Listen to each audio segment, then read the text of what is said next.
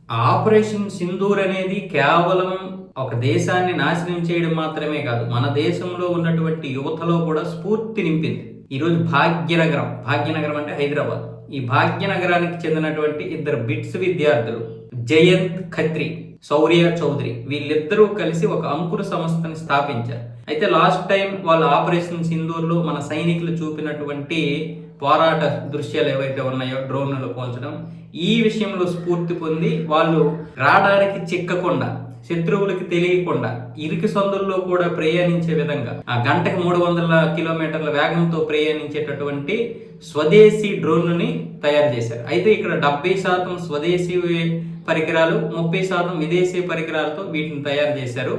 అయితే ఇప్పుడు పూర్తిగా 99% మన స్వదేశీ వస్తువులతో తయారు చేసే విధంగానే దీన్ని రూపొందిస్తున్నారు. అయితే సైనికులకి ఇది చాలా బాగా నచ్చింది, చాలా అద్భుతంగా ఉందని చెప్పారు. కానీ కొన్ని భద్రతా కారణాల దృష్ట్యా వీటిని మేమే తయారు చేసుకునే విధంగా మీరు మాకు తీర్చిదిద్దాలంటే వాళ్ళు జమ్మూ కాశ్మీర్ వెళ్ళి అక్కడ ఉన్నటువంటి పరిస్థితులకు అనుగుణంగా ఒక మొబైల్ ల్యాబ్ను కూడా తయారు చేసి వాళ్ళకి ఇచ్చారు. అంటే వాళ్ళు ఎక్కడైనా సరే తయారు చేసుకోవచ్చు, సైనికులు ఏ విధంగానైనా సరే తయారు చేసుకోవచ్చు. నెలకు 100 డ్రోన్లు దీని ద్వారా తయారు చేసుకోవచ్చు.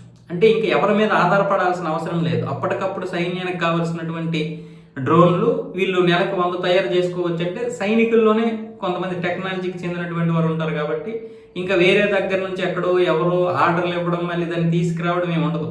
సైనికుల చేతిలోనే ఇప్పుడు ఈ యొక్క ఆయుధ సంపత్తిని పెట్టడం అనేది నిజంగా ఒక అద్భుతం. ఆ విద్యార్థులు చేసినటువంటిది నిజంగా చాలా అద్భుతమైనటువంటి పని. ఇలాంటి విద్యార్థులు మనం ప్రోత్సహించగలిగితే భారతదేశంలో చాలా మంది ఉన్నారు, వాళ్ళందరూ కూడా ఇప్పుడు బయటకు వస్తారు.